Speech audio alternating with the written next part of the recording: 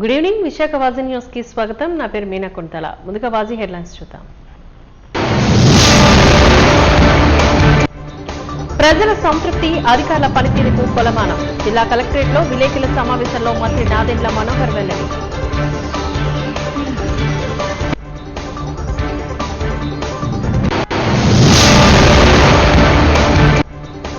మహిళలకు ఉచిత బస్సు పథకంతో ఆటో డ్రైవర్లకు ఆర్థిక నష్టం వాటిల్లుతోంది. డ్రైవర్లను ఆర్థికంగా ఆదుకోవాలంటూ auto rickshaw union.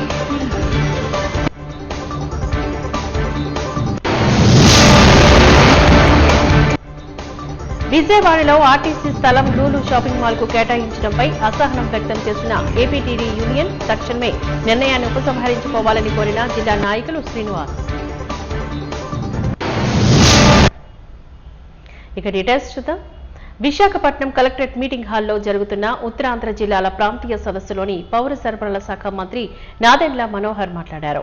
Gas delivery boys ప్రజల నుంచి ఛార్జీలు వసూలు చేస్తున్నట్లు తమ దృష్టికి వచ్చిందని, దీనిపై ఇప్పటికే ఆయా అధికారులకు మార్గదర్శకాలు జారీ చేస్తామని, తప్పు చేసిన వారిపైన కఠిన చర్యలు ఉంటాయని హెచ్చరించారు.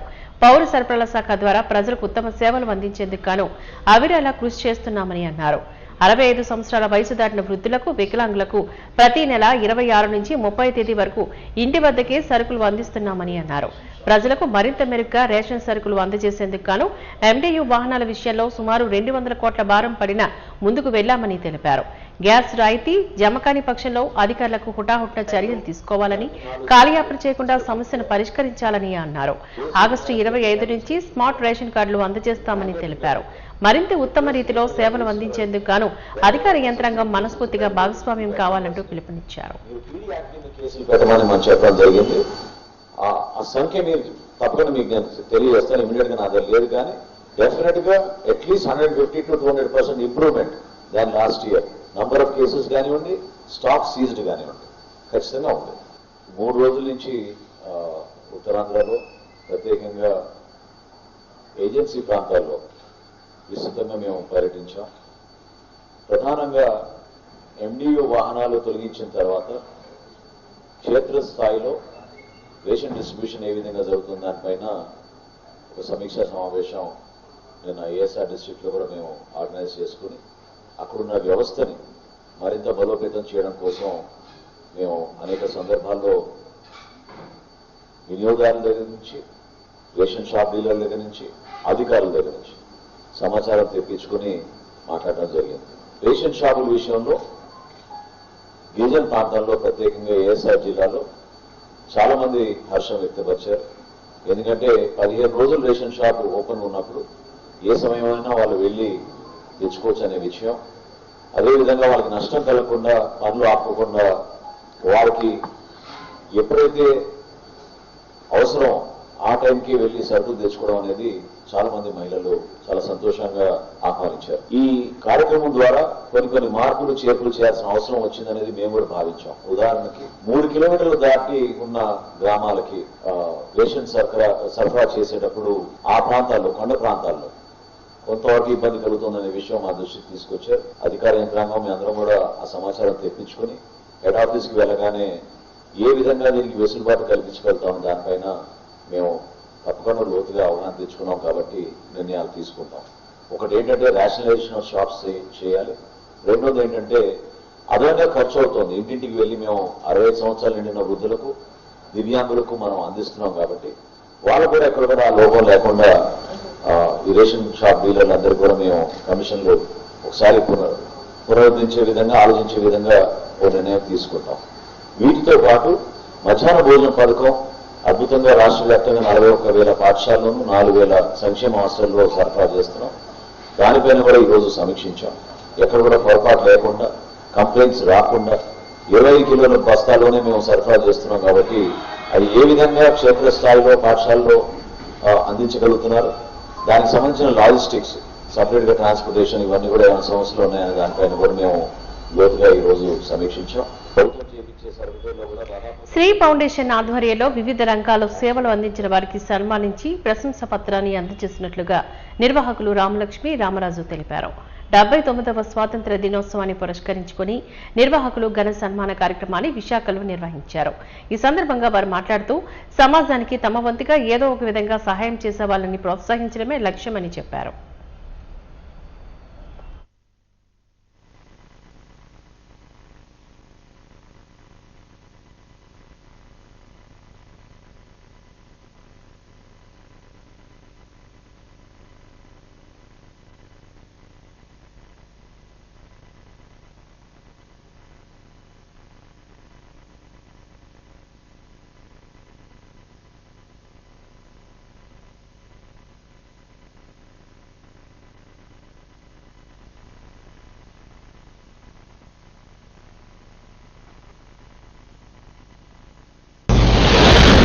అలాగే కాంపిటేటివ్ ఎగ్జామ్స్లో కోచింగ్ ఇస్తూ వేర్ ద నీడీ ఎక్కడైతే అవసరార్థులు ఉంటారో వాళ్ళని మన సంస్థ ద్వారా ముందుకు తీసుకెళ్లాలనే ఆలోచనతో మనం ఇది పూర్తిగా వ్యాపార రహితమైనటువంటి సంస్థ. మన ద్వారా పరిచయం అయినటువంటి వాళ్ళని ఇప్పుడు శివకుమార్ గారు వచ్చారు, ఆయన 3 దేశాల్లో CEO. ఆయన ద్వారా గతసారి కొంతమందికి మేము ఉద్యోగాలు వేయించగలిగాం. అటువంటి హెల్ప్ అన్నమాట. అలాగే ఎవరికన్నా అవసరమైతే మెడికల్ సైడ్ కానీ లేకపోతే బాగా వెల్ టాలెంటెడ్ పర్సన్స్ వాళ్ళకి ఆర్థిక పరంగా మన దగ్గరే లేదు ఆర్థికంగా అయినప్పటికీ రెఫర్ చేసి వారి ద్వారా ఇవ్వటం అనేది మేము చేసేటటువంటి పని. అందులో సింగిల్ MP కూడా మేము ఉంచుకోం. నీడీ పీపుల్కి మాత్రం ఈ సర్వీస్ చేసే విధంగా వెళ్తున్నాం. శ్రీ ఫౌండేషన్ తరఫున నేను సెక్రటరీగా చేస్తున్నాను, శ్రీరామ్మూర్తి గారు ప్రెసిడెంట్గా చేస్తున్నారు. ఇలాగ కొంతమంది ఒక 10 మంది మెంబర్స్ అయ్యి అందరం కూడా ఈ ఫౌండేషన్ అనేది పెట్టడం జరిగింది. ఎందుకంటే సేవా కార్యక్రమాల కోసం మనకు మనంగా చేసే కంటే నలుగురు కలిపి చేస్తే ఇంకొంచెం ముందుకి తీసుకెళ్ళొచ్చు, నలుగురికి ఉపయోగపడవచ్చు అనే ఉద్దేశంతో చేస్తున్నామండి ఈ కార్యక్రమాలన్నీ. ఇది ఆగస్ట్ 15 సందర్భంగా అడ్వాన్స్గా పెట్టిన ప్రోగ్రాము. చాలామంది సేవలు చేసి ఉన్నారు మా టీంలో, వాళ్ళందరికీ అవార్డ్స్ అనేది ఇవ్వడం జరుగుతుంది. అది లోకల్ వాళ్ళందరూ. విద్యుత్ గృహ వినియోగదారులకు నష్టదాయకమైన విద్యుత్ ప్రీపెయిడ్ స్మార్ట్ మీటర్లు బిగింపు చర్యలు తక్షణమే నిలిపివేయాలని, ఇప్పటికే బిగించిన స్మార్ట్ మీటర్లను తొలగించి పాత మీటర్లను బిగించాలని విశాఖపట్నం కార్మిక, మహిళా, యువజన, విద్యార్థి తదితర ప్రజా సంఘాల ఐక్యవేదిక నాయకులు రాష్ట్ర ప్రభుత్వాన్ని డిమాండ్ చేశారు. సర్దుబాటు, ట్రూ ఆఫ్ ఇంధనపు ఛార్జీల పేరుతో వేసిన భారాలు ఉపసంహరించుకోకపోతే తగిన మూల్యం చెల్లించుకోవాల్సి వస్తుందని కూటమి ప్రభుత్వాన్ని హెచ్చరించారు.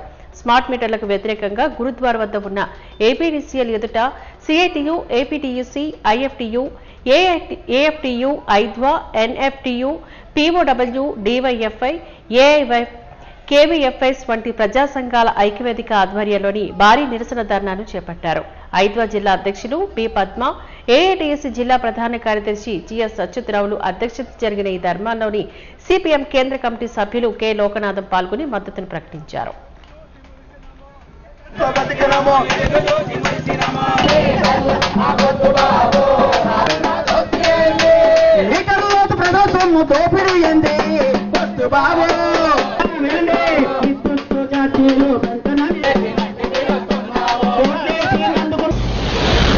మనందరూ తెలుసు, ఎన్నికల ముందు నారా లోకేష్ గారు ఏదైతే స్మార్ట్ మీటర్లు ఉన్నాయో స్మార్ట్ మీటర్లని పగలగొట్టండి, దీన్ని మేము ప్రభుత్వం వస్తే దీన్ని బిగించమని చెప్పారు.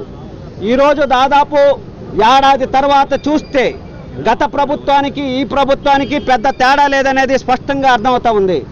గత ప్రభుత్వం 9 సార్లు విద్యుత్ ఛార్జీలు పెంచితే దాదాపు 32 కోట్ల రూపాయల భారం వేస్తే ఈ ప్రభుత్వం 2 సార్లకే 28,000 కోట్ల రూపాయల భారం వేసింది.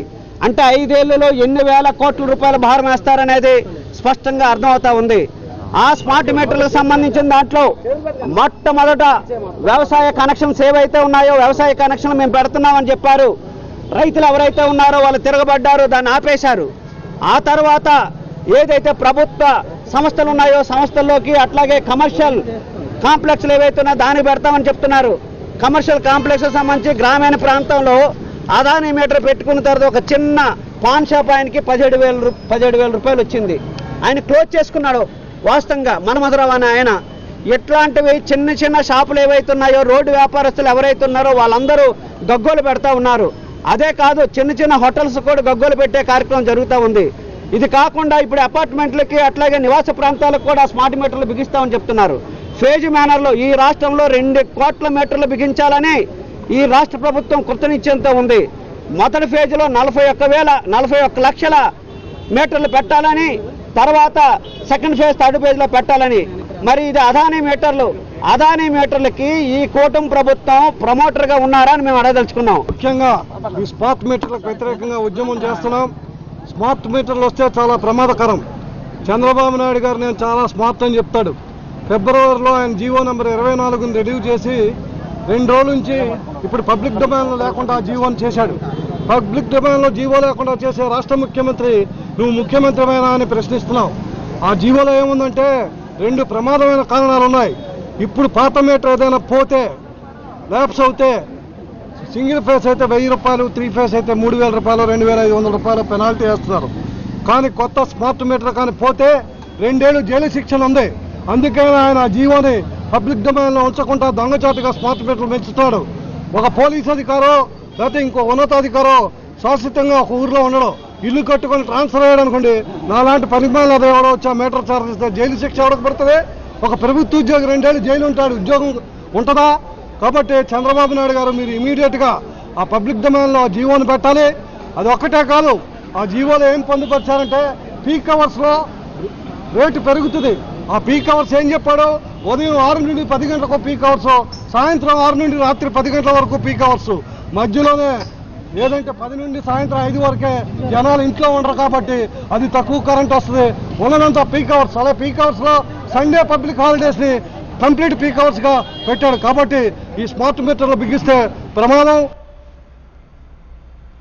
ఆటో డ్రైవర్లకు ఉరితాడుగా మోటార్ సవరణ చట్టం జీవో నెంబర్ 21కి రద్దు చేయాలని ఆటో రిక్షా కార్మిక సంఘం సిఐటియు జిల్లా ప్రధాన కార్యదర్శి కె సత్యనారాయణ డిమాండ్ చేశారు.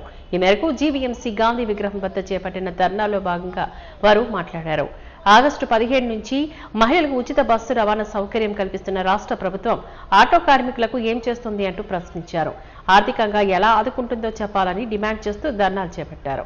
వాహన మిత్ర పథకం కింద ప్రభుత్వం ఇస్తానన్న 15,000 రూపాయలు వెంటనే విడుదల చేయాలని కోరారు. ఆటో డ్రైవర్లకు సంక్షేమ బోర్డును ఏర్పాటు చేయాలని తెలిపారు.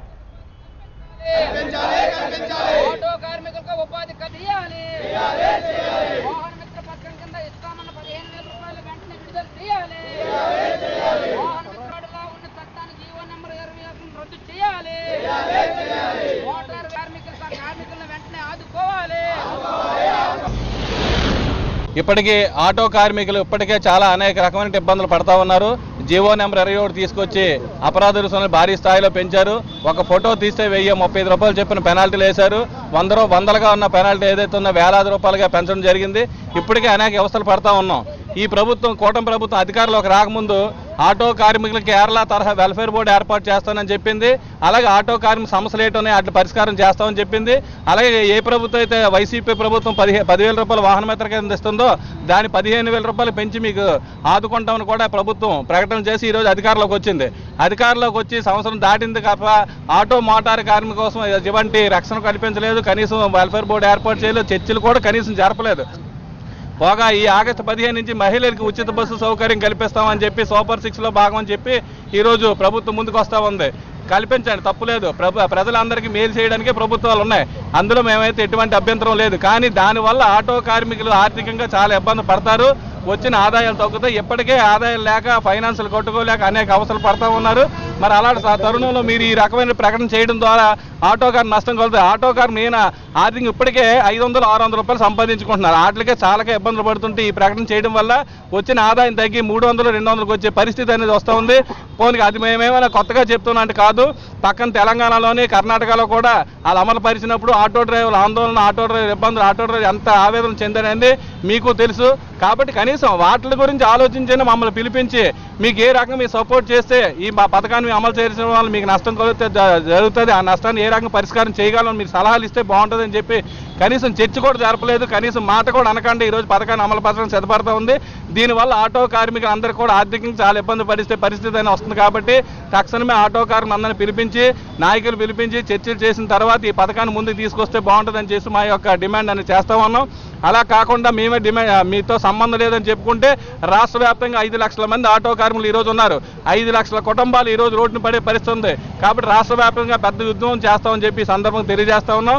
అదే కాకుండా పెట్రోల్ డీజిల్ ఆటో కార్మికులకి సబ్సిడీ ధరకు ఇవ్వాలని, జీవో నెంబర్ 21 రద్దు చేయాలని, అలాగే ఓలా, ఊబర్, రాపిడో ఏదైతే ఆన్లైన్ సర్వీసులు ఉన్నాయో వాళ్ళందరూ కూడా ఆటో కార్మికులు మోసం చేస్తూ ఉన్నారు. కాబట్టి ఆ యాప్లను రద్దు చేసి ప్రభుత్వం ఒక యాప్ తీసుకొని రావాలని చెప్పి డిమాండ్ చేస్తూ ఈరోజు జనసేన కార్పొరేటర్ పీతల మూర్తి యాదవ్ చేసిన ఆరోపణలకు మాజీ వీఎంఆర్డీఏ చైర్మన్ శనపల చంద్రమౌళి సమాధానమిచ్చారు. నేడు మద్దెలపాలెం పార్టీ కార్యాలయంలో ఏర్పాటు చేసిన విలేకరుల సమావేశంలో ఆయన పాల్గొని మాట్లాడారు.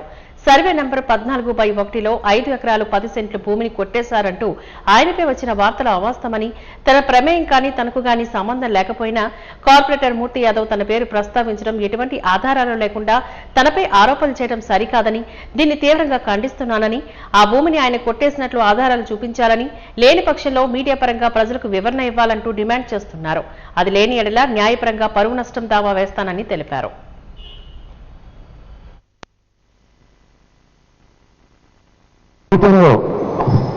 జనసేన కార్పొరేటర్ పీతల మూర్తి యాదవ్ ఒకప్పుడు మా పార్టీలో మా సహచరుడు అయినటువంటి పీతల మూర్తి గారు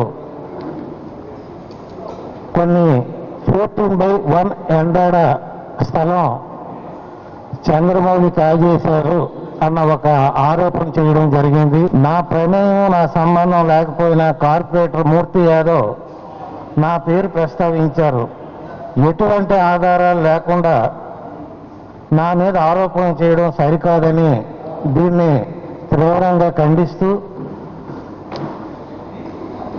అలాగే నేను కొట్టేసినట్టు ఆధారాలు చూపించాలని, లేని ఎడల మీడియా పరంగా ప్రజలకు వివరణ ఇవ్వాలని డిమాండ్ చేస్తున్నాను.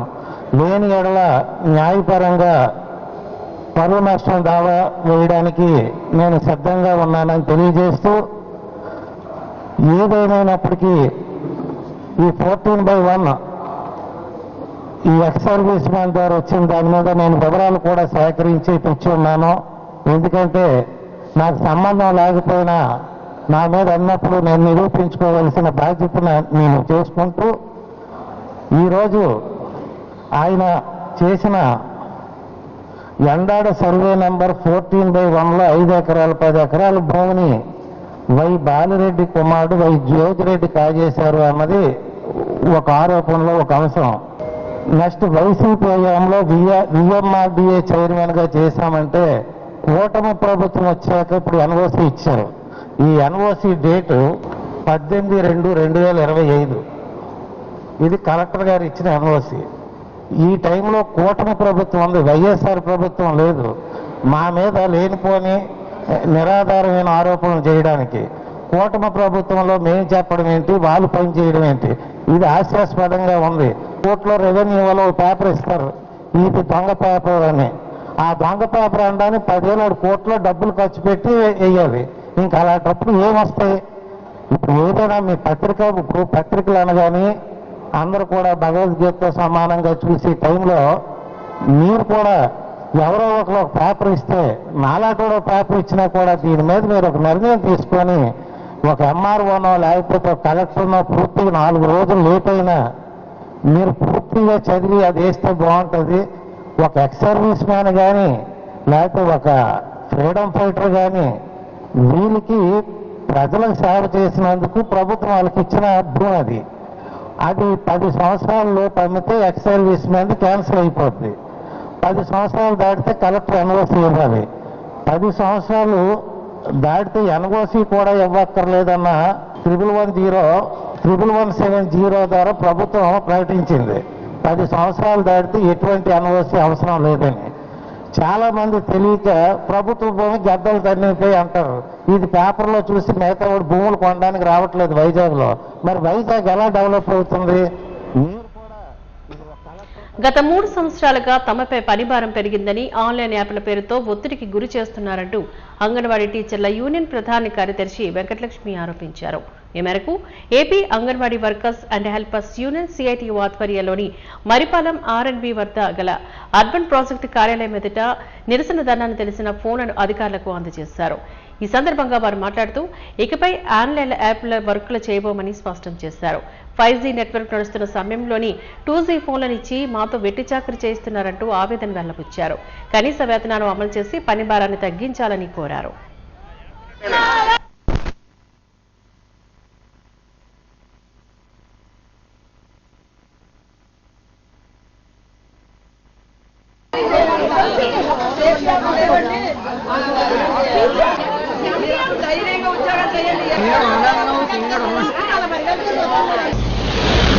మా అంగన్వాడీలకు ఇచ్చిన ఫోన్లను ఆఫీస్కి హ్యాండ్ ఓవర్ చేయడానికని వచ్చాము.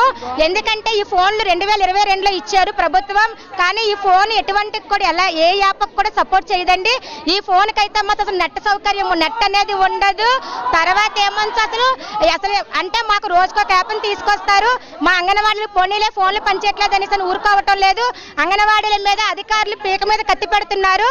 కనీస పర్సంటేజ్లు పెట్టి పైనుంచి స్టేటస్లు పెట్టి మీది ఎంత ఉంది కనీసం ఒక పేరు ఉండిపోయినా సరే పీక మీద కత్తి పెట్టి మరీ వర్కులు చేయిస్తున్నారు. కానీ ఏ సాఫ్ట్వేర్ ఉద్యోగస్తుడికైనా సరేనండి ఒక వరకే ఉంటది. కానీ మా అంగన్వాడీస్కి వచ్చేటప్పటికి నానా వర్కులండి. రోజుకొక యాప్ని తీసుకొస్తున్నారు, రోజుకొక ఇండికేటర్ని తీసుకొస్తున్నారు. దాంతో పాటు ఇప్పుడు కొత్తగా మళ్ళీ ఇంకో పథకాన్ని తెచ్చారండి. ప్రధానమంత్రి మాతృత్వ యోజన వందన పథకం అనేసని. అది ఇదివరకు కూడా హెల్త్ డిపార్ట్మెంట్ వాళ్ళు చేసేవాళ్ళండి. ఇప్పుడు ఏమంటే అది మా అంగన్వాడీలు తీసుకొచ్చారు. కానీ మా అంగన్వాడీలకు జీతం తక్కువ, పని భారం ఎక్కువ. కానీ మా అంగన్వాడీలకు వచ్చిన జీతంతోని మేము ఇంటద్దులే కట్టుకోవాలా, కూరగాయలే కొనాలా, సెంటర్లకి తర్వాత రికార్డులే కొనుక్కోవాలా, రేషన్ డిపోల నుంచి స్టాకే తెచ్చుకోవాలా. అసలు మా అంగన్వాడీకి వచ్చే జీతం సగానికి సగం మేము సెంటర్లకే మదుపులు పెడుతున్నామండి. ఇది అసలు ఈ అంగన్వాడీ జీతం మీద భర్త లేని వాళ్ళు, తర్వాత ఒంటరి మహిళలు ఈ జీతం మీద ఆధారపడిన వాళ్ళు చాలా మంది ఉన్నారు అంగన్వాడీలు. కానీ ఈ అంగన్వాడీలు అయితే చాలా మంది ఉన్నారు. కానీ ఇప్పుడైతే మాత్రం మేమైతే మాత్రం ఇంకా ఈ ఆన్లైన్ వర్క్ అయితే చేయలేమండి. ఎందుకంటే మాకు కొత్త మొబైల్స్ మాకు జీతం పెంచినంత వరకు కూడా మేము ఆన్లైన్ వర్క్ అంటూ చేయమండి. మాకు ఇప్పుడు ఈరోజు ప్రధాన సమస్య ఏంటంటే మాకు ముఖ్యంగా ఫోన్లు 2022లో ఇచ్చారు. అప్పుడు ఏం చెప్పారంటే అమ్మ మీరు ఫోన్లు అటెండెన్స్లు కొట్టుకోవడానికి వాటికని మాకు చెప్పారు. కానీ ఈరోజు FRS యాప్, ఈకేవైసీలు అన్నీ అని చెప్పి చాలా ఎక్కువ పని మాతో చేస్తున్నారు. మాకు ఇచ్చే వేతనం 11,500 అయితే మేము 25,000 దాటించే వర్క్ చేస్తున్నాము. కానీ యాప్ల భారంతో చాలా మంది కూడా అసలు వర్క్ చేయలేని పరిస్థితి. చాలా మందికి ఆన్లైన్ మీద అవగాహన లేదు. మా యొక్క అంగన్వాడీ వల్ల చాలా మంది. ఆంధ్రప్రదేశ్ పాఠశాలల విద్యా మండలి ఆగస్టు 1న జారీ చేసిన నిరంకుశ ఉత్తర్వులను రద్దు చేయాలని SFI ఆధ్వర్యంలో నిరసన ధర్నాను చేపట్టారు. విశాఖలో చేపట్టిన ధర్నాలో భాగంగా విద్యార్థి నాయకులు అభి మాట్లాడారు. ఆంధ్రప్రదేశ్లో విలీనం పేరుతో అనేక ప్రాథమిక పాఠశాలలను అన్యాయంగా మూసివేస్తున్నారని అన్నారు. ఇదేమని ప్రశ్నిస్తే విద్యార్థి నాయకులను పాఠశాలలోకి అనుమతించకూడదని ఆంక్షలు విధించారంటూ మండిపడ్డారు. విద్యా వ్యవస్థను ప్రశ్నించే న్యాయకత్వాన్ని నిలువరించడం సరికాదని అన్నారు. ప్రశ్నించేవాడు లేకపోతే వ్యవస్థ తన పారదర్శకతను కోల్పోతుందని, ప్రజాస్వామ్యానికి అది ప్రమాదమని హెచ్చరించారు. ఈ కార్యక్రమంలోని విద్యార్థి సంఘం నాయకులు, విద్యార్థులు తదితరులు పాల్గొన్నారు.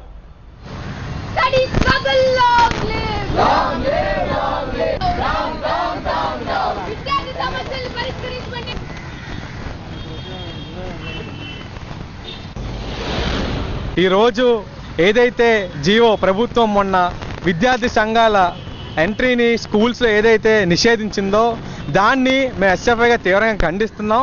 ఈ కూటమి ప్రభుత్వం వచ్చి సంవత్సరంన్నర కాలం వ్యవధిలోనే విద్యార్థి సంఘాలపై ఆంక్షలు విధించడం మేము తీవ్రంగా ఖండిస్తున్నాం. ఈరోజు విద్యారంగంలో ఉన్న సమస్యల వేటిని కూడా పరిష్కారం చేయకుండా తిరిగి మళ్ళీ విద్యార్థి సంఘాల మీదే ఆంక్షలు విధించడం అనేది చాలా దుర్మార్గం. ముందు ప్రభుత్వం విద్యారంగంలో ఉన్న సమస్యలన్నీ పరిష్కారం చేయాలని మేము SFI కోరుతున్నాం. ఖచ్చితంగా ఏదైతే ఈ జియోని మన ప్రభుత్వం రిలీజ్ చేసిందో ఇది కనుక వెనక్కి తీసుకోకపోతే ఖచ్చితంగా మేము SFIగా భారీగా ఆందోళన కార్యక్రమాలు, ఉద్యమాలు చేస్తామని SFIగా మేము ప్రభుత్వాన్ని హెచ్చరిస్తున్నాం. ఆంధ్రప్రదేశ్ పాఠశాల విద్యా శాఖ ఒక ఉత్తర్వులు జారీ చేసింది. పాఠశాలలో ఆంధ్ర రాష్ట్రంలో ఉన్న అన్ని పాఠశాలల్లో కూడా ఎటువంటి రాజకీయ పార్టీలు కానీ, రాజకీయ పార్టీలకు సంబంధించిన బ్యానర్లు, జెండాలు, ఫ్లెక్సీలు, పోస్టర్లు కూడా అనుమతి లేదని, రాజకీయ పార్టీలకు సంబంధించిన లేదంటే బయట వ్యక్తులు ఎవరు కూడా లోపలికి అనుమతి లేదని చెప్పి ఒక ఉత్తర్వులు జారీ చేసింది. పాఠశాలల్లో పేరెంట్స్ కమిటీ పేరెంట్స్ తప్ప మరెవ్వరు కూడా పాఠశాలలోకి ఎంటర్ కాకూడదని చెప్పి ఈరోజు పాఠశాల విద్యాశాఖ జారీ చేసింది. కూటమి ప్రభుత్వం వచ్చి వివిధ రంగాల్లో నిరంతర సేవతో దేశక్షేమం కోసం పరితపించే వ్యక్తులకు సంస్థలకు ప్రోత్సాహం అందిస్తూ ఈ నెల 15వ తేదీన స్వాతంత్ర్య దినోత్సవాన్ని పురస్కరించుకొని అవార్డులను ప్రదానం చేయనున్నట్లుగా మానవ హక్కుల నేర నిరోధక సంఘం జాతీయ చైర్మన్ రాకేష్ నాయక్ తెలిపారు. ఈ సందర్భంగా డాబా గార్డెన్స్ ప్రెస్ క్లబ్ లో ఏర్పాటు చేసిన విలేకరుల సమావేశంలో ఆయా సంబంధిత వివరాలను వారు వెల్లడించారు. ఈ మేరకు ప్రతి ఒక్కరూ దరఖాస్తు చేసుకోవాలని, తమ సేవలను వివరిస్తూ తమ సంస్థకు దరఖాస్తులను పంపించాలని కోరారు. దేశ పరిరక్షణ లక్ష్యంగా మానవ హక్కుల నేర నిరోధక సంఘం పనిచేస్తుందని తెలిపారు.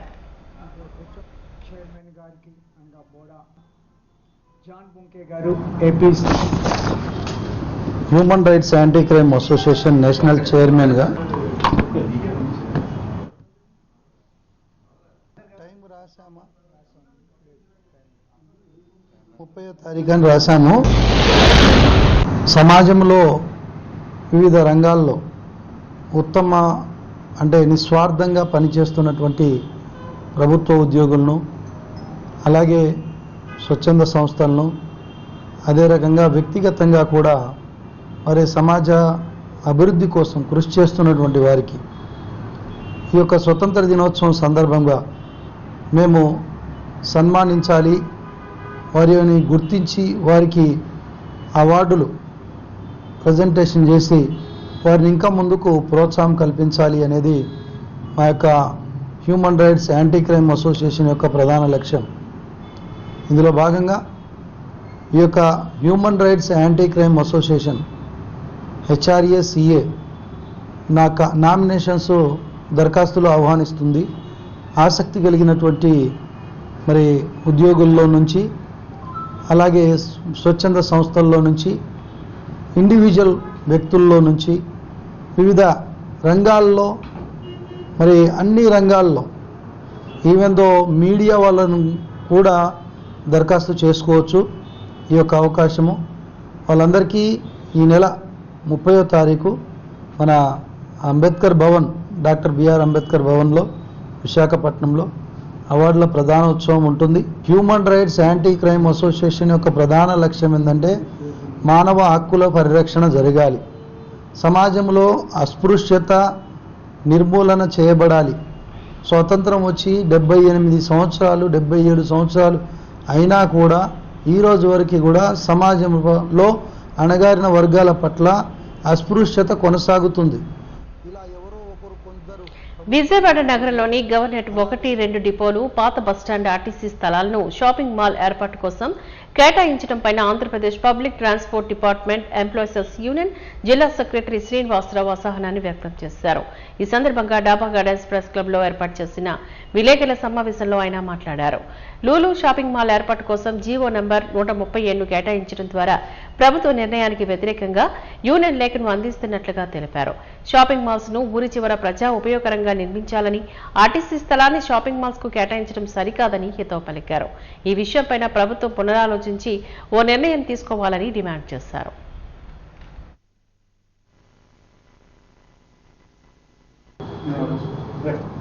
కృష్ణమూర్తి, విజయనగరం జోన్లో ఎంప్లాయీస్ యూనియన్ సెక్రటరీ అండి.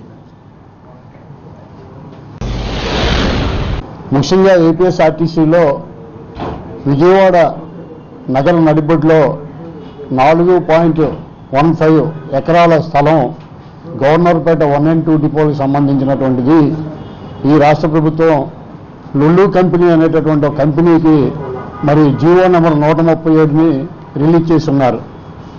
దీని మీద మరి ఏపీపీటీడీ ఎంప్లాయీస్ యూనియన్గా మరి మంచి స్థలమైనటువంటి గవర్నర్పేట 1 and 2 డిపోలకు సంబంధించింది కానీ పాత బస్ స్టాండ్కి సంబంధించిన స్థలంలో ఇప్పటికే 2 బస్ డిపోలు నడుపుతూ సుమారు 1100 మంది ఉద్యోగులు మరి అక్కడ పనిచేస్తూ మరి లక్షలాది మంది ప్రయాణికులు మరి ట్రాన్సాక్షన్ కూడా 2 డిపోల ద్వారా జరుగుతుంది.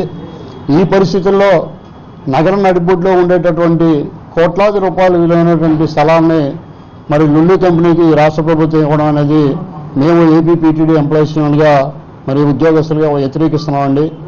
మేము కంపెనీలకు వ్యతిరేకం కాదు ఆర్టీసీ ఎంప్లాయీస్ యూనియన్గా, కానీ ఏదైతే ఉందో దాన్ని నగర అవుట్కట్స్లో ఎక్కడ ఇచ్చుకుంటే ఆ డెవలప్మెంట్ కూడా బాగుంటుంది. మరి ఏదైతే ఉండేటటువంటి డిపోలు తీసేసి వాటిలో ఇట్లాంటి ప్రయోగాలు చేయడం అయితే మాత్రం కరెక్ట్ అయినటువంటి విధానం కాదని చెప్పేసి మేమైతే మాత్రం మీ ద్వారా మరి ఈ రాష్ట్ర ప్రభుత్వానికి విజ్ఞప్తి చేస్తున్నాం. తక్షణమే వారు ఇచ్చినటువంటి 137 జీవో ఏదైతే ఉందో దాన్ని ఉపసంహరించుకోవాలని చెప్పి మాత్రం మరి ఐపీపీటీడీ ఎంప్లాయీస్ యూనియన్గా ఉద్యోగస్తులందరి తరఫున కూడా మేమైతే విజ్ఞప్తి చేయడం జరుగుతుంది. మరి భవిష్యత్తులో ఇంకా ముందుకు వెళ్ళేటటువంటి పరిస్థితి వస్తే మరి ఆర్టీసీలో ఉండేటటువంటి ప్రధాన ప్రతిభ యూనియన్ ఏదైతే ఉందో మాది మరి అన్ని సంఘాలను కలుపుకొని ముందుకు తీసుకెళ్లి దీన్ని ఇంకా ముందుకు వెళ్ళవలసిన పరిస్థితి ఉంటుందని చెప్పేసి మరి మీ ద్వారా తెలియజేసుకుంటున్నాం. అలాగే ముఖ్యంగా గతంలో చూస్తే గన్నవరంకి సంబంధించి కానీ మరి విజయవాడలో కొంత స్థలాన్ని అప్పుడు ఉండేటటువంటి పరిస్థితుల్లో మరి 2014 సంవత్సరంలో ఇచ్చున్నారు. ఇప్పటికీ కూడా మాకు కొంత స్థలం కేటాయిస్తామని చెప్పేసి ఇప్పటికీ కూడా స్థలాన్ని కేటాయించేటటువంటి పరిస్థితులు లేదు కనుక దీన్ని మేము ఉద్యోగస్తులందరం కూడా వ్యతిరేకించవలసిన పరిస్థితి వస్తుందని చెప్పేసి ఈ రాష్ట్ర ప్రభుత్వానికి మీ ద్వారా మేమైతే విజ్ఞప్తి చేయడం జరుగుతుంది సార్. వాజీ న్యూస్ ముగించే ముందు ముఖ్యాంశాలు మరొకసారి చూద్దాం. ప్రజల సంతృప్తి, అధికారుల పనితీరుకు కొలమానం. జిల్లా కలెక్టరేట్లో విలేకరుల సమావేశంలో మంత్రి నాదెండ్ల మనోహర్ వెల్లడి.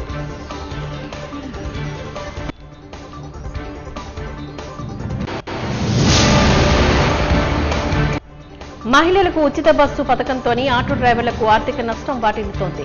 డ్రైవర్లను ఆర్థికంగా ఆదుకోవాలని ఆటో రిక్షా యూనియన్.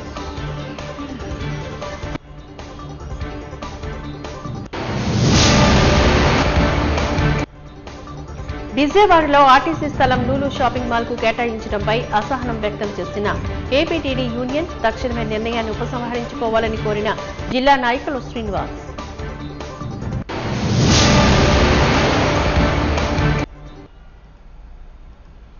వాజీ న్యూస్ ఇంతటితో సమాప్తం. నమస్కారం.